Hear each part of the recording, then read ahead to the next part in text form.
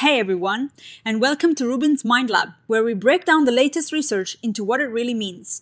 Ever wondered how we best learn new things, especially when it involves using our hands and our eyes? Like learning a whole new language that uses gestures instead of sounds. Well, this new study dives right into that with American Sign Language. So, we all know that trying to remember something makes it stick better than just looking at it again. This is called the testing effect or retrieval practice. It's super well proven for spoken or written languages. But what about sign languages? They're visually spatial and need a lot of coordination with your hands. How does this whole testing idea work when you're not just reading or saying words, but, well, signing them? That's the big question the researchers here wanted to answer. They wanted to see if retrieval practice helps with sign language learning, and importantly, how it works with other factors like using your body to learn and how much a sign naturally looks like what it means. To figure this out, they actually ran 2 experiments. In the first one, they had students learn American Sign Language signs. Some students were tested on the signs they learned, while others just restudied them. They didn't specifically tell them to do the signs, but people naturally tend to move their hands a bit when they're trying to recall something. And they looked at how accurately people could then reproduce the signs. This is like a real world test. They used 2 ways to score how well people learned. One was a simple check by an ISL expert to see if the sign was recognizable. The other was a more detailed look at the different parts of a sign, the hand shape, where you put your hand, how your hand moves, and the direction your palm faces. This gave them a really close look at what details were being learned well. And guess what? The testing effect was definitely there. People who were tested on the signs remembered them better than those who just restudied. So retrieval practice works for sign language too. They also found that signs that looked like what they meant, called iconic signs, were generally easier to learn than signs that didn't. That makes sense, right? It's like a built-in hint. But here is where it gets really interesting. Because people in the testing group might have naturally moved their hands more. The researchers weren't totally sure if the learning boost was from the testing itself or from the movement that often comes with it. So they designed a second experiment to really tease that apart. In experiment 2, they made things super controlled. They had participants either physically do the signs during practice, that's motor enactment, or just imagine doing them, that's imagery practice. And they still had the restudy versus retrieval practice conditions. This way, they could directly compare the effect of actually moving your hands versus just thinking about it. They also added a little brain juggling task in between learning and the final test to make sure people weren't just silently practicing the signs in their heads. This is a common trick in memory research to make sure you're testing actual long-term memory. So, what did they find in this more controlled experiment? Again, retrieving information retrieval practice helped more than just restudying, and actually doing the signs enactment helped more than just imagining them.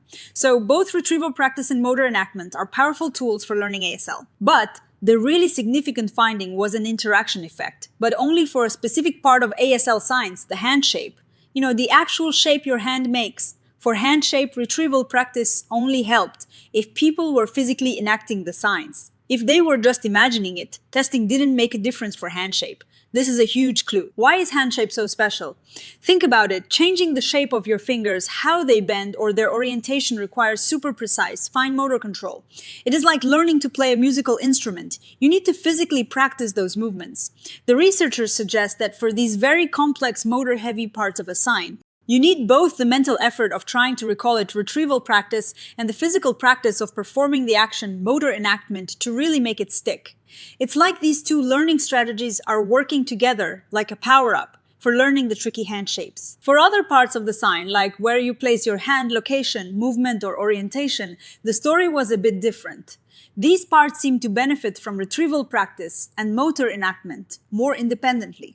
The location, for example, might be learned well just through physical practice, perhaps, because it relies more on our body's sense of space.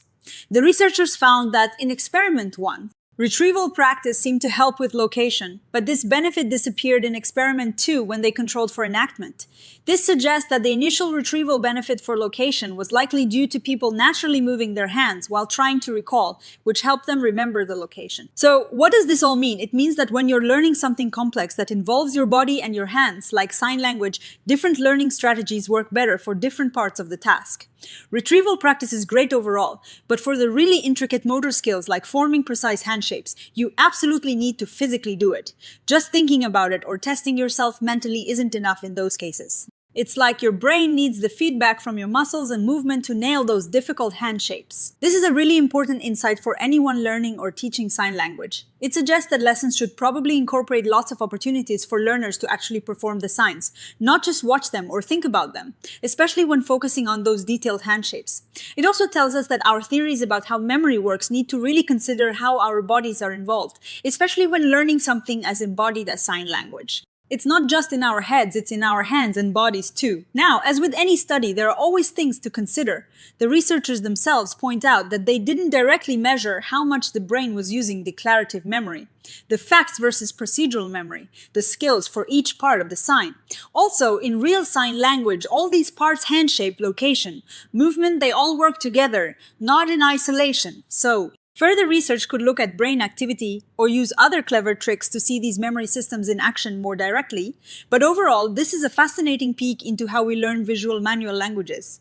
It confirms that retrieval practice works, and it shows us that getting physical with your learning, really embodying the actions, is crucial for mastering the fine motor skills involved in something as complex and beautiful as American Sign Language. It's a reminder that learning is a full-body experience. What do you think about this? Have you ever found that physically doing something helps you remember it much better? Let me know in the comments below. And if you found this helpful, please give this video a thumbs up and subscribe to RUBIN'S Mind Lab for more deep dives into the science of our minds. Well, see you next time.